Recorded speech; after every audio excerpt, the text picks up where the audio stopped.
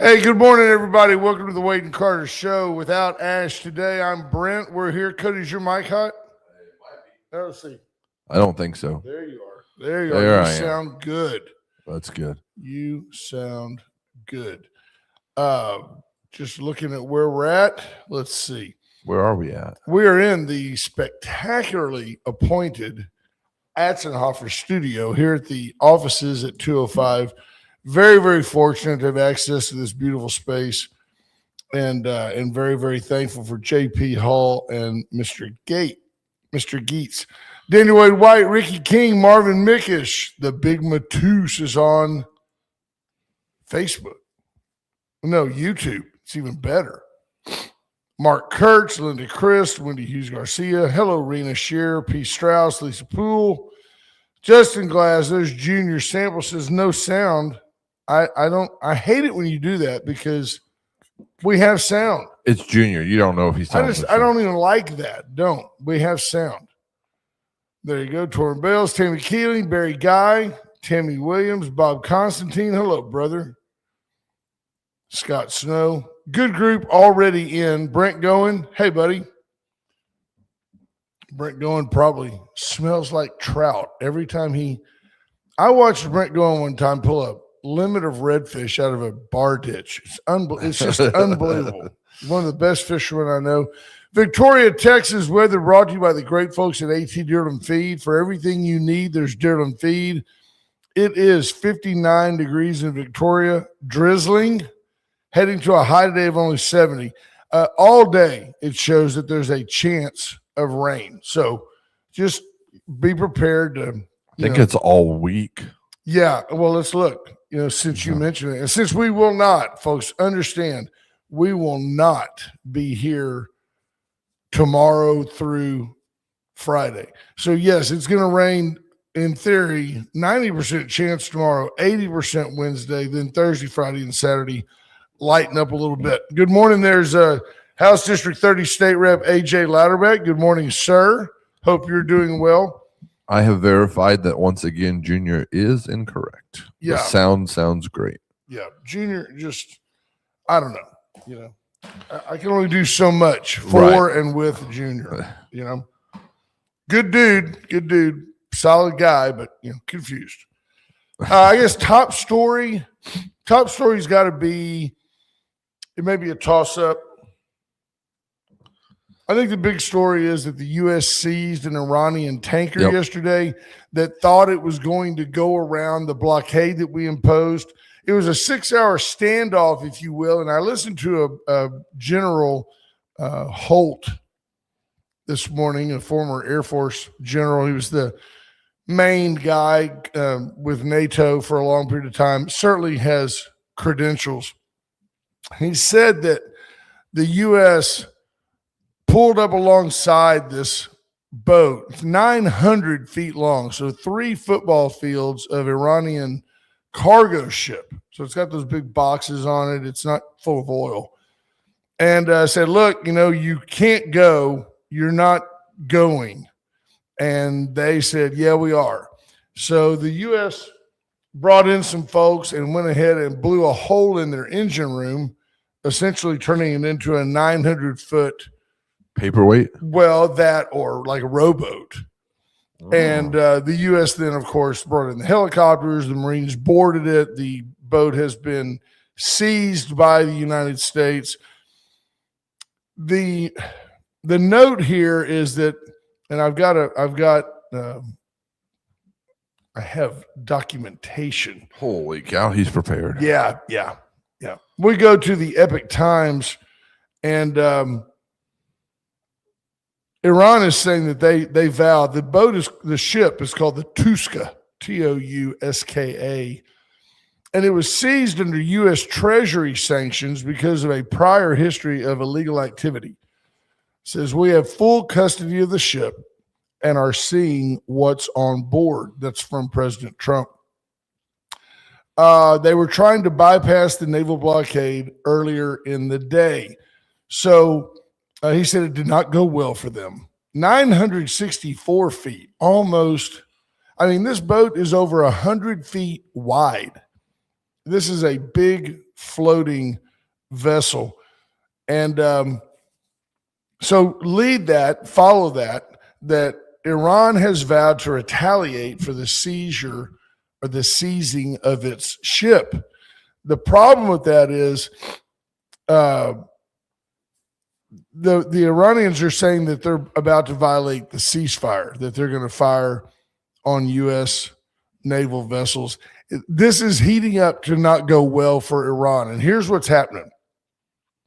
Today, we have people traveling to Islamabad, Pakistan, to reinitiate peace talks or agreement talks with the Iranian regime. Now, this General Holt, he didn't opine. It's like he just matter-of-factly said, Donald Trump sends out these tweets so that our intelligence agencies can monitor the chatter that comes back in regarding this. And the chatter is showing the U.S. military leadership that the Iranians are very disorganized and that they are having a lot of infighting. That there's one group that is hardline that is saying, we want to go attack those pesky Americans. And then there's another group that's saying, hey, look, man, we're outgunned. It's time to make some concessions. It's time to work this thing out. Well, they're monitoring who is saying what so they know who to deal with when we have the Boxer amphibious group en route. And we also have the Tripoli group. The Boxer group is amphibious. It has Marines. It has air power and air cover. And the Tripoli group is more surgical and more man-based driven and a smaller group. But it's open enough that this general acknowledged that these folks are en route, it's fixing to go down. So Tuesday is when the United States is scheduled to meet with Iran. And the general said, don't be surprised if nobody from Iran shows up, that they may not have a defined leader who's qualified to negotiate. And if they don't, Trump has said on Wednesday when the ceasefire ends that he's back to, I'm going to bomb all their bridges and bomb all their power plants. He goes, they will take this deal or else. It's been coming. We told you last week that we thought that they would ultimately end up bombing Iran and that it was going to go down that way. It's bad, but it is what it is. Now, I made some notes, copious notes. I just can't read my handwriting anymore. But so that's one thing. The bombing should resume. Yep. The Boxer, the Tripoli groups got you on that. All right, so you're looking good.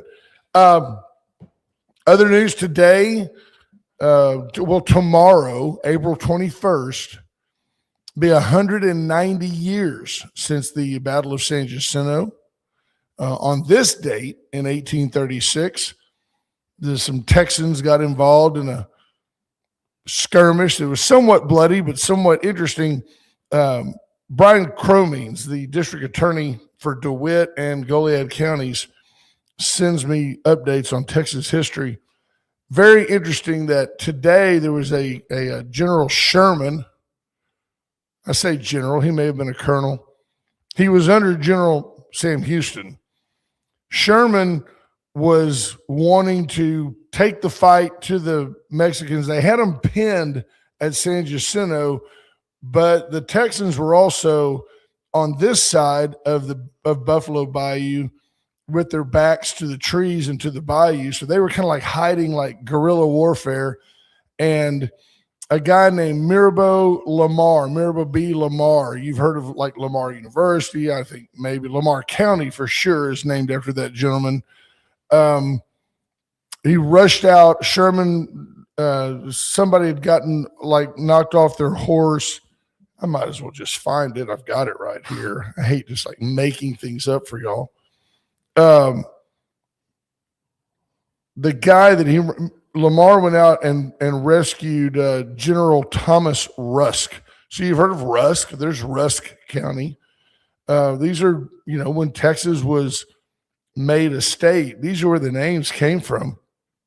And General Rusk would have been killed, but Lamar ran through the battlefield at a full gallop and basically scooped the guy up and saved him.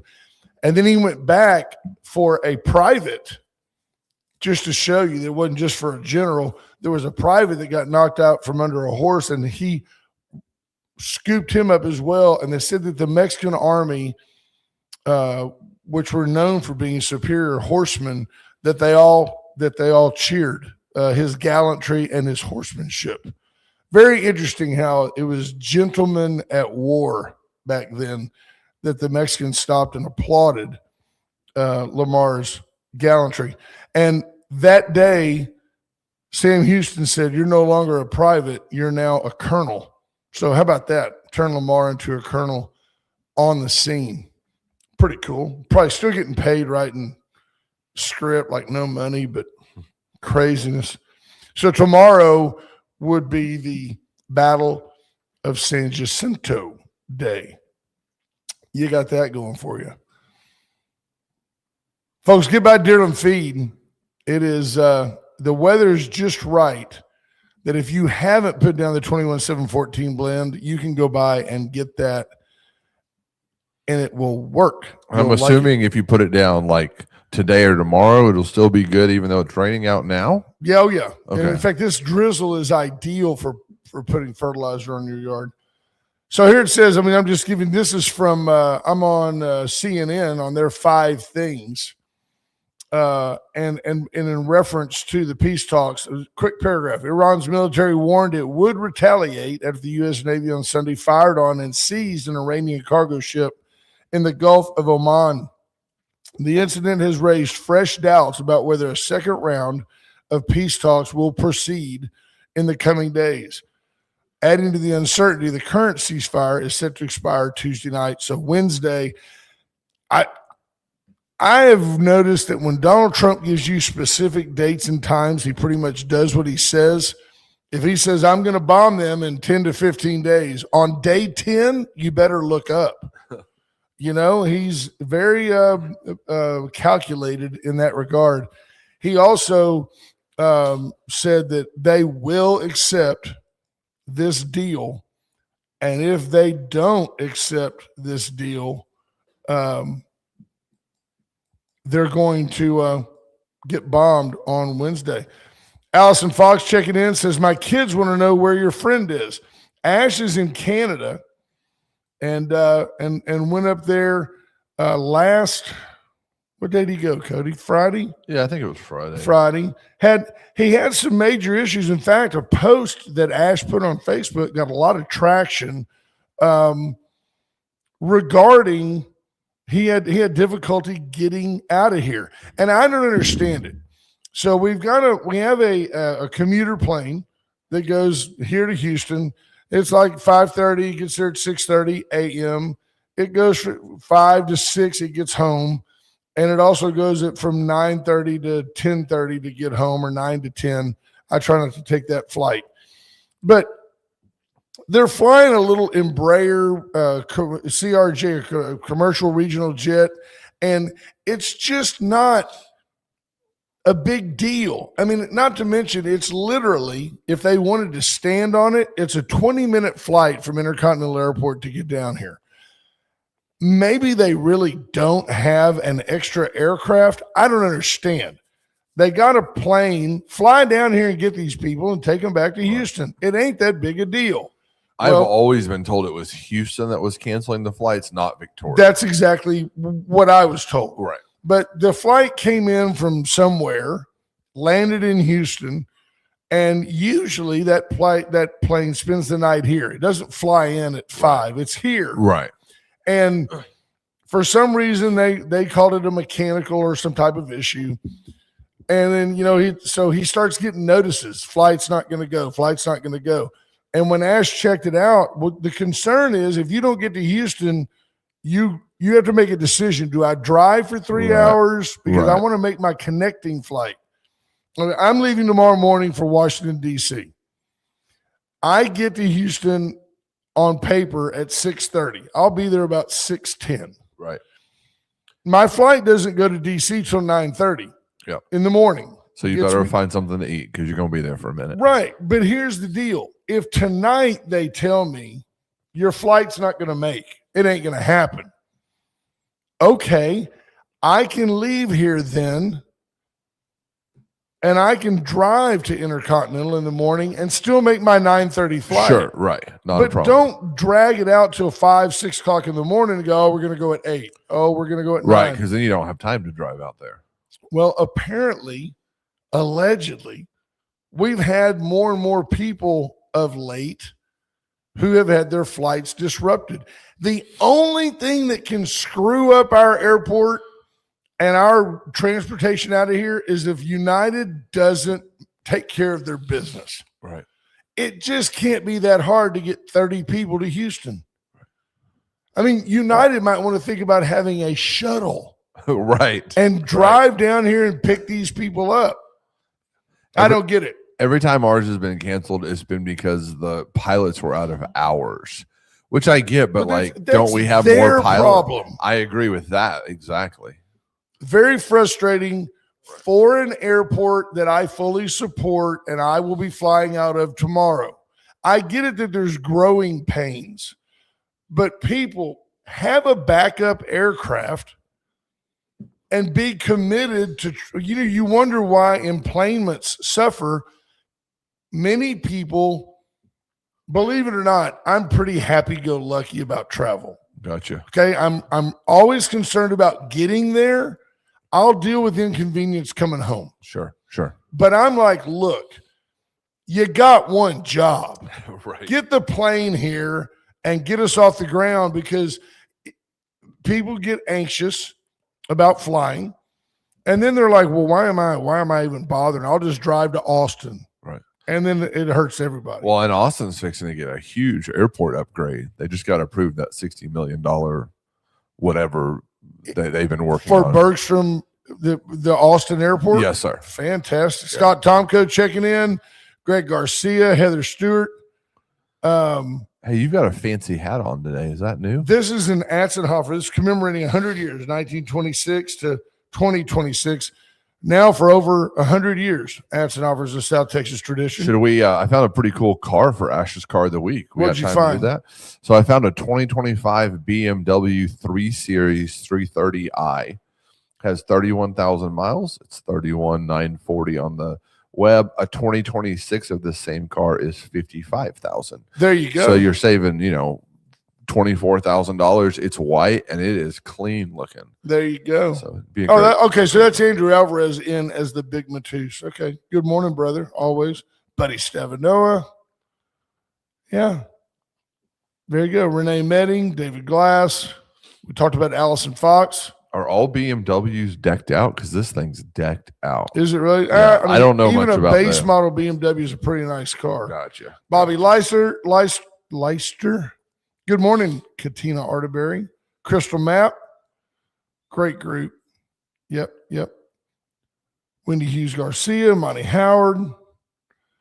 Linda Christ, who was Cody, Google up, the quick Google, the Yellow Rose of Texas. Who was the lady known as the Yellow Rose of Texas? It says Emily Morgan. Emily D. West. Yes. Often incorrectly called Emily Morgan, a free black woman from Connecticut working as a housekeeper who was captured by Mexican troops before the Battle of San Jacinto. There you go. There's BJ Nelson. Yeah, America Reads the Bible. AmericaReadsTheBible.com. That's in full swing. You can go to PureFlix, F-L-I-X, PureFlix.com and see who's reading the Bible right now. Is that easy to do, Cody? Can you go to PureFlix.com and see who's reading the Bible right now? So nobody starts till 9 a.m. Eastern time. So okay, that would so it's be, not a 24-hour a day deal? It doesn't look like it. So it looks like it starts as soon as our show's over, which is convenient that they did that for us. And then because isn't Eastern 1 hour ahead of us? Yes. Yeah. So it starts at 8 a.m. This morning they got Leland playing, which is a pretty cool Christian group, and then Patricia Heaton, which is the wife on Everybody Loves Raymond. Oh yeah. Jack Mooring, worship leader and pastor. Candace Cameron Bure, and then our own Michael Cloud is reading Genesis 9 through 11.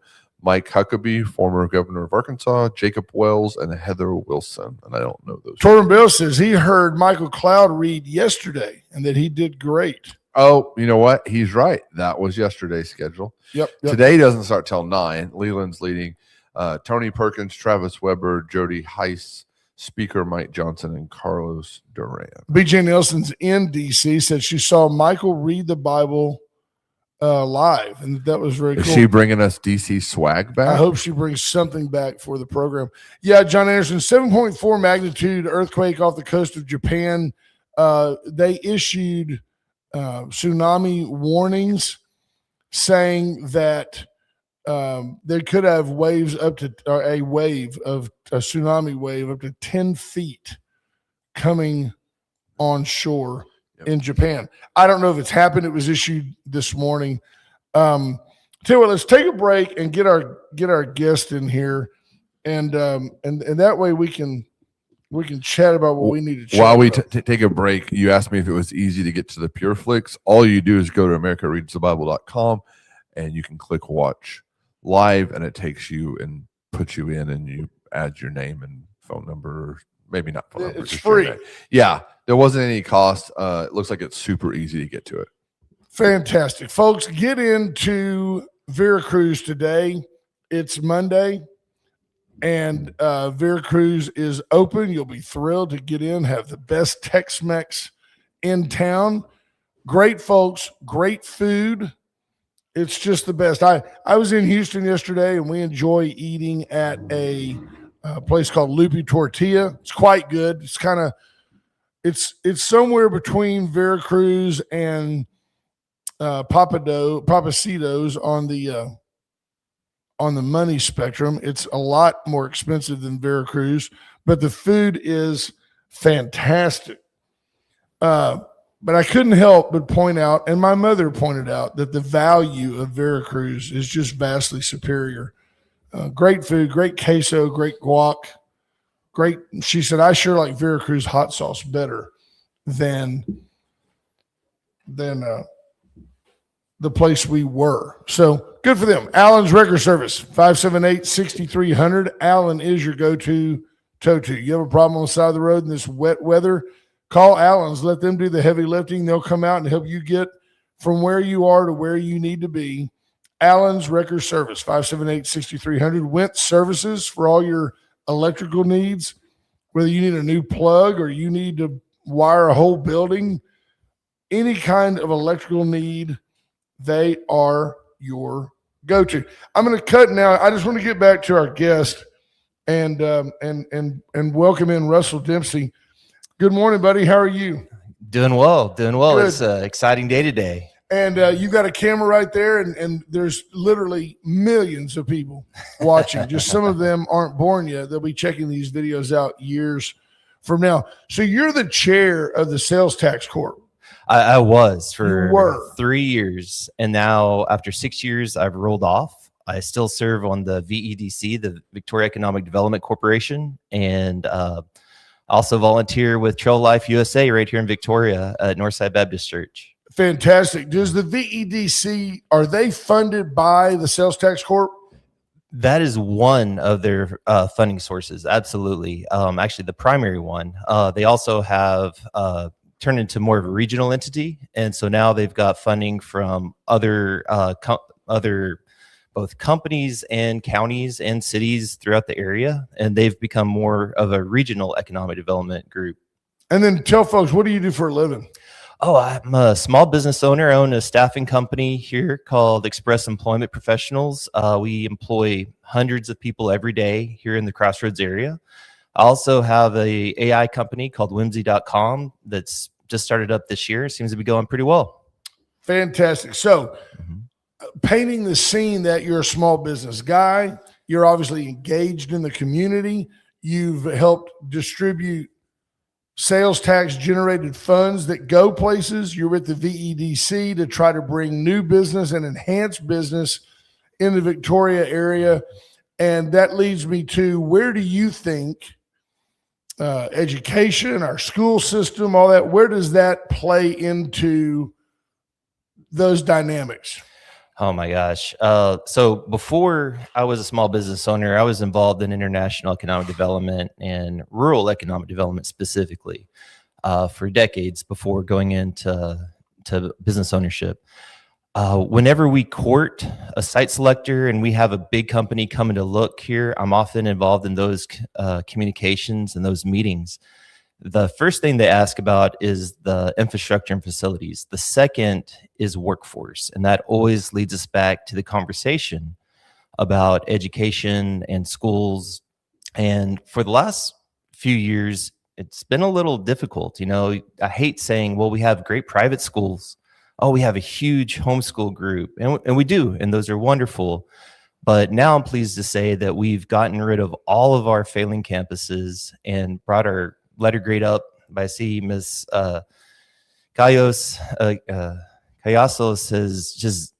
she's been a force of nature in bringing that up. So now we have something to be really proud about here in Victoria. Absolutely. I look at, and I am a huge fan of Super Sheila. And at the same time, I think that the progress that we've seen was initiated in part by Q, by the prior superintendent. And I think it's important to, as Sheila always does, to acknowledge all of our campus leadership and all of the teachers that are there for buying into the changes that needed to be made in order to get our schools where they are. It didn't just happen overnight. But at the same time, Sheila came in and said, I've heard her say, people say this is a 5-year turnaround. We're going to do it in 2. And even though the seeds were planted under Quentin Shepard, the actual turning of the key and making things go has been Super Sheila. So I think she's doing a fantastic job. And with that, that's why I've been willing to reach into my own pocket and say, hey, I'm willing to pay a little more in taxes to update and maintain our facilities. Talk a little bit about the bond and how you think that should and is going to go down. Oh, for sure. So it's kind of an interesting time in education. And you're absolutely right. Thanks for acknowledging all the previous administration and the work they put in. It's been a real community effort to bring this about. Since 2000, we've seen a population growth of 9% here in Victoria.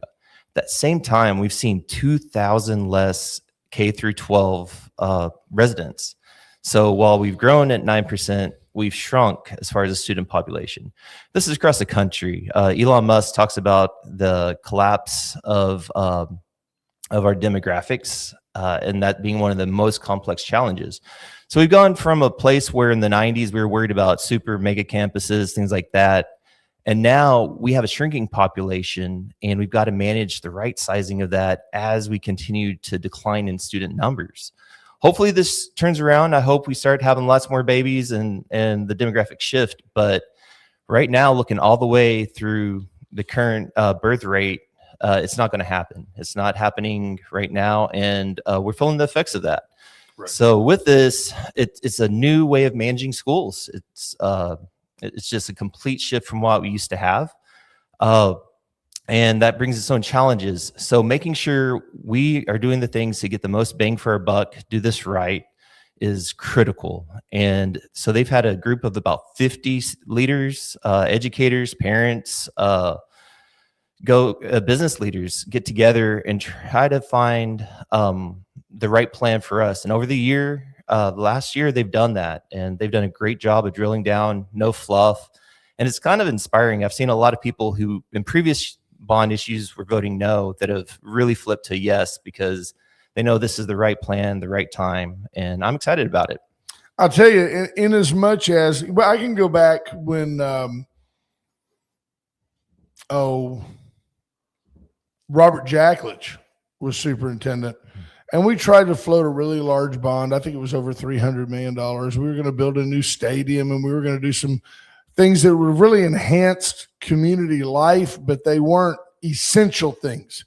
And how the board promoted it and the community rejected it. And it was based on a disdain for past sins of past boards.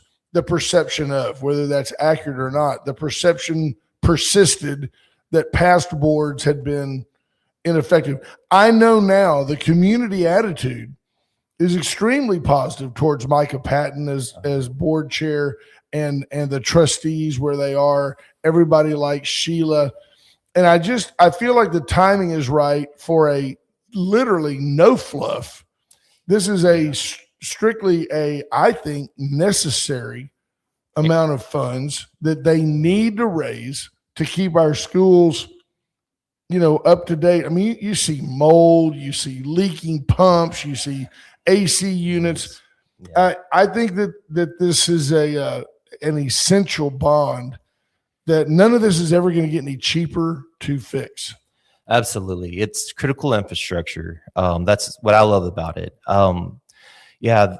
And it seems like a really high price, and it is up to 240 million. That's a lot. I moved here about 7 years ago to start my business from Bryan College Station. The tax rate up there was 1.25 to 1.35 the entire 10 years that I owned my house over there, and at a pretty high, a decent valuation at that. And my homestead exemption was like at 40,000. Mm-hmm. That's increased to 140,000. That's 100,000 in less than 2 years. And so now we may be paying more tax points. We're paying it on a lot less evaluation as the homesteaded. And I know evaluations have gone up. I appreciate that. Separate issue. Yeah, but that's a separate issue. It doesn't affect the fact that the water pumps at Cade are broke. Right, exactly. We've got to have plumbing. We've got to have HVAC. We've got to be at the right size so we don't just blow money after campuses. I mean, the Stroman campus takes millions to just maintain with 0 students. Like that makes no sense. And so making sure that we are fit and the right size for our student population is going to become more critical over the next decades. And that's going to be a big shift from the previous decades. And so it's going to take a whole new mindset. People get all excited, and they're the naysayers, if you will, jump out there and say, well, I heard somebody say, wow, have you checked with the O'Connors? Are you going to offend them that you tear down their elementary school? I'm like, really? At the end of the day, they're going to add an O'Connor wing to the Torres Elementary School, which would give it a potential population or capacity of over 700 kids, but it's still looking at having fewer than 500 kids. And people are like, well, then what do we gain? Well, I get rid of an older building that I don't have to maintain. Instead of having 2 principals, 2 receptionists, 2 kitchen staffs, now I've got 1 cafeteria, 1 main principal, and her support staff or his support staff. And I've got a new building that's not going to require me to, throw money at it every other week. Have you met Lenny, the new gentleman that's going to be in charge of all of our maintenance? And Leonard Gonzalez, Lenny, he is dynamite. That guy came in 2024, and what was the Achilles heel and the big knock on our school system just got fixed overnight. This guy is the real deal. He's head of maintenance, if you don't know. And I didn't know before this process. I'm glad I found out. And he is an expert at maintenance planning and then implementation of those plans. He's done it his whole career, from military I think he was to in the state Navy, buildings, yeah. Navy, yeah, and electronics maintenance at that. And I was looking at his LinkedIn just before I came in, and man, this guy knows his stuff. State agencies as well, large. I think he worked through the prison system for a while, maintaining huge complexes. So this guy is our guy. We're lucky to have him, and I'm glad he's on board. I think he's going to be able to help us nail down, we should expect to spend $5 million this year on HVAC, that kind of stuff. But that helps him manage the ongoing M&O budget so that we don't end up back here in 10 years. I got to stand corrected. Jonathan Williams, thank you. The stadium bond was less than $200 million. The stadium portion was only 35. When you say only 35, that had to just be a renovation because you can't build a stadium for $35 million. Jennifer Rayburn says, and sadly, the negative optics of property valuation increases is making a lot of people say this isn't the time. But the repairs won't get less expensive, and they're necessary repairs. So it's definitely time to move forward with this. I would agree, Jennifer. I appreciate that input. Yeah. And yep, I like it. And it is VISD. So Jonathan Williams says VISD has one of the lowest property tax rates currently in the state. People are okay with a bond for a community center after the city paid $50 to $70 million for a great public safety office, but they gripe about fixing their schools. You know why? Because in general, the taxpayers aren't associated with the schools. And that's becoming more and more true. Luckily, we have that freeze on over 65. I think that helps a little bit on the relief. So anybody over 65 won't see an increase. But it's funny. I was looking at my tax rates. I employ hundreds of people here in the Crossroads area. And what I pay in federal unemployment tax and FICA, federal income tax, is in the hundreds of thousands. I send the federal government hundreds and hundreds of thousands a year.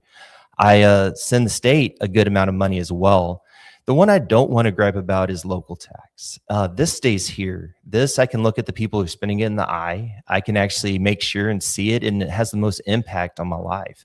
And it's the lowest rate of anything I pay of any entity that I belong to. And I'm not complaining. I know it's the price of doing business. I don't like taxes, but I understand them. And I'm so glad to live here in this country. But I don't want to underfund my school and my local community. That'd be the worst thing I could possibly do. Yeah, which brings us back full circle to the VEDC and the Sales Tax Corp. If you're going to grow business, and certainly one of the top two things that everybody says, they hope that you've got the people here to fill the jobs, but they also may have to bring in engineers or other folks from out of town, and those people are going to have school-age kids, and they're going to ask, what are the schools like?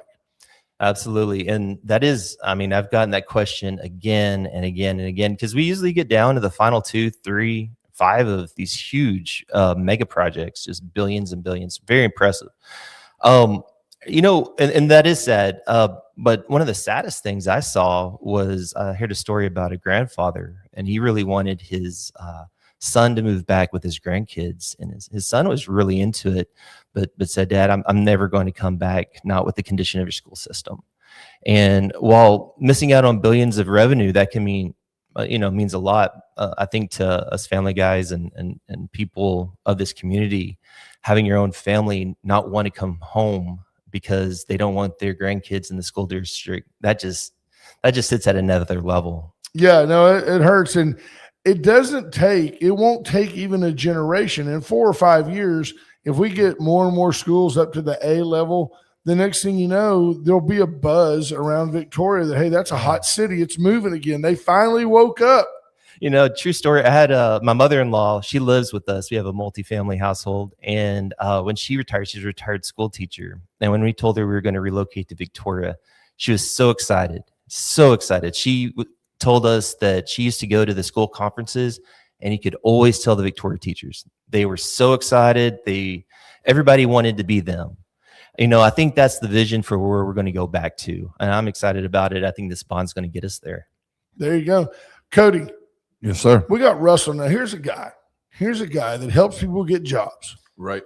He donates his time to the Sales Tax Corp and the VEDC. He's got his mother-in-law living with him. What's next? Is he going to leave here and go donate a kidney to a stranger? What is this guy? I don't know. He sounds like a pretty awesome guy. Could be like the Red Cross. Do me a favor. Take a second. Tell folks like the most important things again about your business and your family. Just take a moment and tell folks what you do and how they could maybe benefit from reaching out to you. Sure. And I would say me, but it's really my team, especially these days. We've been blessed a lot. We opened 7 years ago on tax day, so just last week. We've been here in the Crossroads region. Express Employment Professionals, we're the 4th largest staffing firm in the United States. But the cool thing about us is we're locally owned. We're all franchisees. And so we help companies find people. It's getting harder and harder these days. And so we cut a lot of the difficulty out of it, and we find people fast, and our people tend to stick. So if we do that, we're a success for our clients. And by the way, we've been growing. We're pretty pleased with the way we've been doing it. So you can actually put somebody, if I could call you and say, Russell, I need somebody, I've got a CPA that's going out on maternity leave, and I need somebody for a 6-month contract. You can help me with that. Absolutely. Or you could say, I need to hire somebody right now, but I'm looking towards turning this into a full-time position. That may be a different candidate, and you can help me find that person too. Absolutely. We do both. 90% of ours are long-term jobs or core staff placements. We also do, we even do some headhunting. I've got some clients out of San Antonio. We've been placed a $300,000 CEO this year. Nice. And so we do everything in between. We've done engineers. Our core focuses are going to be on the chemical plants, on oil and gas out in the Eagle Ford area.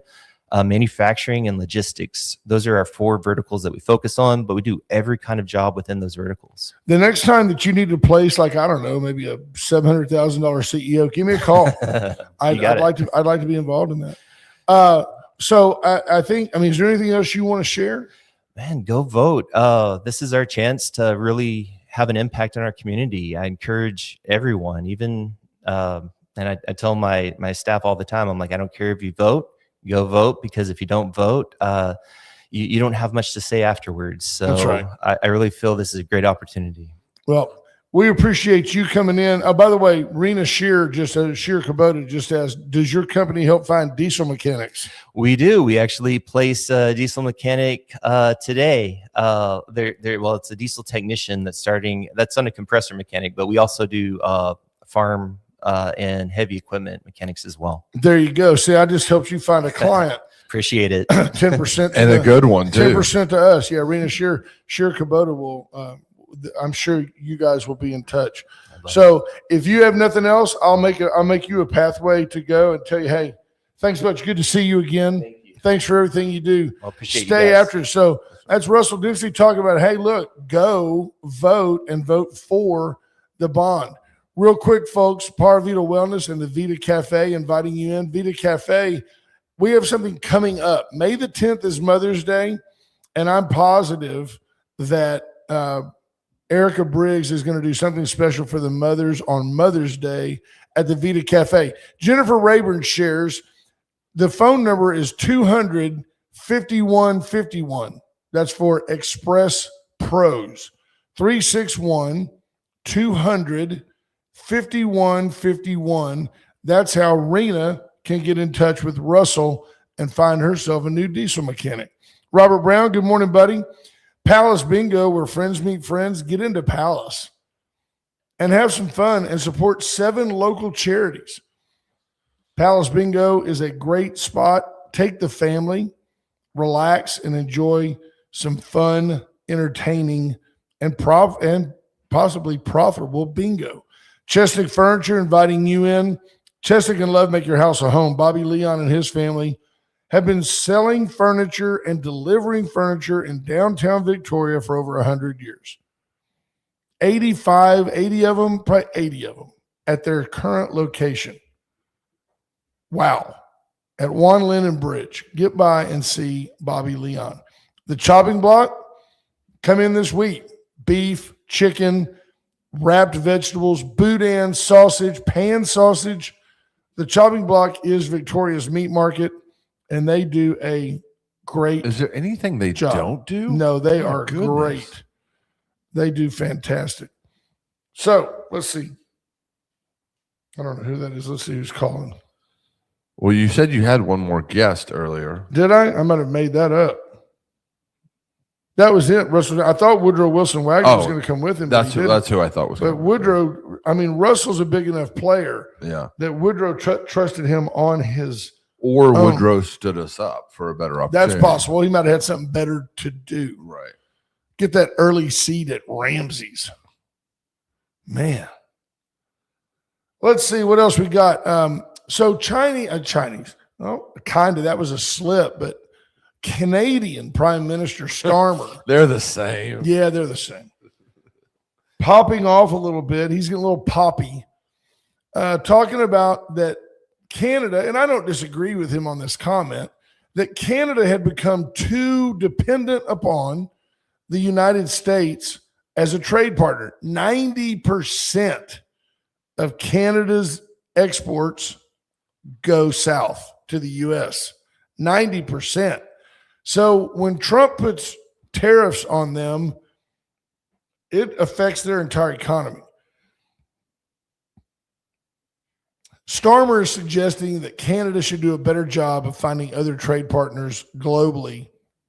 It's funny, though, that in his comment, and Cody, I just thought this was really random. I'd be curious to see your thoughts or hear your thoughts, since I can't actually see your thoughts. That'd be real scary.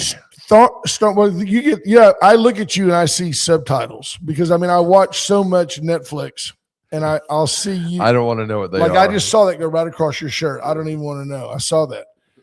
The Canadians are saying, Starmer is saying, we've withstood the challenges from the U.S. before. And he literally cited the War of 1812. Feels like a long time we ago. fought the U.S. back then, and we'll fight them economically now. You talk about out of touch, really not a smart guy. That's Starmer. It's just not too sharp. But hats off to him. Good luck. Good luck. Let's see. We talked about the U.S. seizing the boat. Let's see. Oh, New York City Mayor Zoran Mamdani and Barack Obama had their first public meeting over the weekend, bringing together two influential figures in the Democrat Party from different generations. Who would have thought that Barack Obama would be looked at as like the older generation? I still think of Barack as a young man. I don't know exactly how old he is. He's got to be in his 50s by now, but Barack, I know you're looking that up, how old Barack Obama is. I don't know. You folks want to guess how old you think Barack is? I think he's got to be in his 50s. Ooh. Am I wrong? Way off. 60-something? 64. Wow. I'll be honest about this. I had no idea that Barack Obama was older than me. He looks better. Yeah, he does. He's very thin. Very, very thin. Yeah. Yeah, Mamdani wants to tax the super rich. That's how it starts. Tax the super rich, and then it'll trickle on down. When you get to the New York Times morning, their top story involves the Strait of Hormuz and how that – oh, by the way, today is 4/20. Have you ever watched the movie Reefer Madness? Nope. Okay. Very, very, very ahead of its time at that point. People talking about the Supreme Court and how that the process of the Supreme Court has historically been very methodical and structured. They now have what they call a ghost agenda, and that they move forward and our ghost docket. If something is timely and really important, the court is more willing to move swiftly and like maybe not even have public testimony the way that they have always done. I'm not saying it's good or bad. I'm just saying it's a change. This is in the Reefer Madness movie, or no, that's just another random thought that I'm getting off of this deal. We touched on the peace talks. Iran's military warned it would retaliate after the Navy fired on the Iranian cargo ship. I'll be curious to see what they do. Are they going to stand on the shore and shoot spitwads at one of our ships? I mean, they haven't done so yet. And I'm just telling you that if they don't reach the agreement that Trump wants, by the end of the day tomorrow, you will wake up Wednesday while we are gone, and you will find out that the United States is obliterating their highway infrastructure and their power plants. Trump has warned them. He has told them. And the Iranians, whether they're right or wrong, no matter how you feel about the conflict, the Iranians are outmanned and outmatched. And the bravado, the false strength that they are portraying to their people in order to maintain the illusion of control. The Iranian people are subjected to a systemic dictatorship that they have no say in. And by the way, can you imagine if Donald Trump, if everything he did, right or wrong, he said, God and I agree that this is the way the country should go. That is how Iran is run. And they have now backed themselves into a corner because they don't really have much left. And they're still telling people the greatest society on earth is going to take over. We will beat back the infidels. They are not. They will not. But they have too much pride to say, hey, this is over. Let's take the deal. Let's wrap this up. But they won't do it. They haven't done that yet. And I did you know, like, give you an example, yesterday, the U.S. Navy told the folks that were on the Tuska, you need to clear out that engine room. In 8 minutes, we're going to blow a hole in that boat right there. Get those people out of there. Nobody wanted anybody to die. They just said, you've been warned. I'm telling you today, Donald Trump has warned Iran repeatedly. Either you take the deal I'm offering you on Tuesday, or I'm going to eliminate all your infrastructure on Wednesday. Are you taking the deal? I can't help how you feel about the deal. Are you going to take the deal, or are you going to not be here anymore? Gunpowder. Yeah. Right. This is interesting.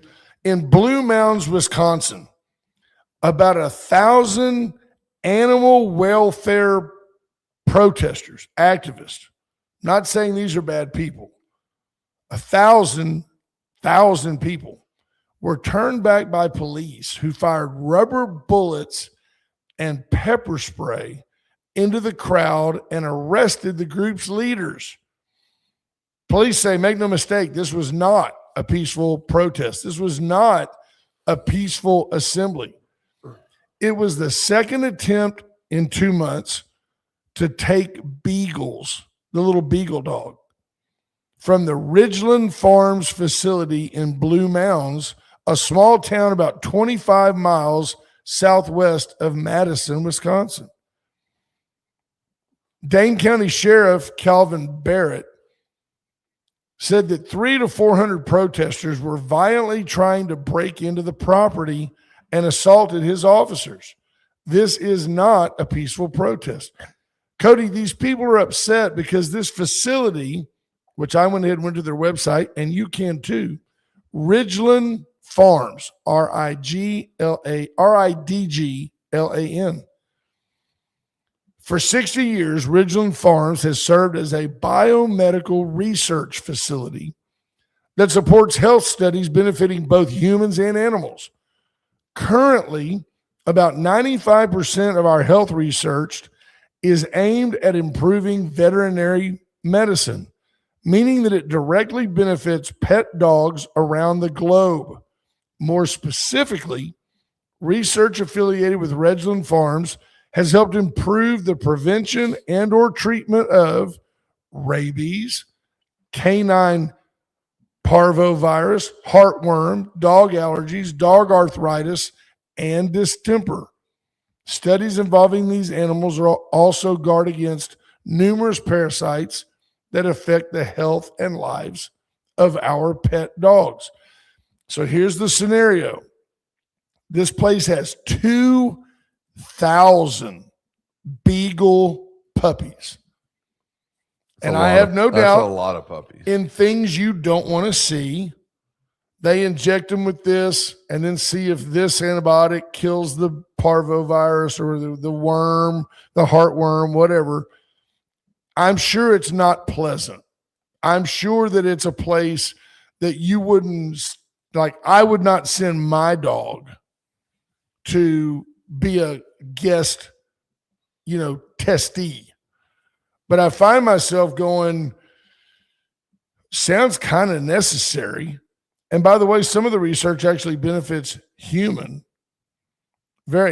Jonathan Williams. I haven't seen Reefer Madness, but I have seen the Cheech and Chong movies. That's just a more urban application of. But isn't that interesting that the folks are so adamantly against the testing that they tried? By the way, this place has a trench around it that's full of manure. And I guess it's to keep people from walking through it to get onto the property. But 1,000 people showed up. I mean, and to me, honestly, that's impressive. I'm not saying that they're right. I think there are some unpleasantries that have to be endured. Now, I would be upset if they were injecting beagles with something to test makeup. But when you're testing animals to find better ways to prevent illness among animals, I think it's almost necessary. You've got to have a control group. You've got to have tests. But it seems very like un-Texan, right? It's in Wisconsin. 1,000 people slugging it out with the cops over the beagle puppies. Sounds like they just need bigger boots. That leads me directly to psychedelics being reassessed. A number of psychedelics will be fast-tracked for research into their potential to treat serious mental health issues following an executive order signed by Donald Trump on Sunday. Many such compounds, LSD, psilocybin, they're Schedule 1 drugs, making them illegal to mess with. One's called ibogaine, $50 million state-level research. It's a plant-based psychoactive compound. It is associated with intense episodes. It has been linked to cardiac issues, but has also been proven effective in small studies to alleviate substance use disorders and to reduce PTSD symptoms. What makes this interesting is this all began over Joe Rogan sending a text to the president. Joe Rogan has been a very adamant, not opponent, but critic of the war in Iran. He's been a critic of some other things that the president has signed executive orders on and helped promote legislation regarding. But Joe Rogan said, hey, Prez, some of this is beneficial. And the president said, okay, let's do it. Christy Thurman says this is a great step forward for PTSD vets they call it ibogaine. Amazing results from an African shrub. How about that? Wow. Did you get Donald's number as well when he gave it to Joe? He did not give it to me. But Joe Rogan showing that, the president showing I'm accessible and I act quickly. I'll be curious. By the way, our own former governor, Rick Perry, has been a huge proponent of psychedelics, specifically mushroom therapy. But I'm going to tell you, knowing Rick the way that I do, Rick probably has a financial interest in it personally. So you've got that going on. Astros update brought to you by the First State Bank of Louise, the friendliest little bank anywhere. Astros struggling, lost again yesterday, not doing good. Yep, Cody just threw his charger down in disgust. I'm so disgusted. Yeah. Folks, we love you guys. Go by the First State Bank of Louise today and open up an account. It's free. And let them help you. Tammy Williams adds, those puppies are bred to test labs. They're like mice. You don't want them as pets, and you don't want to eat the fish caught by Dow. There you go. Folks, random. Have a great week. We're gone. I'll be in D.C. if you need me. Do check in. We'll be doing live videos. Have a great day. Bye.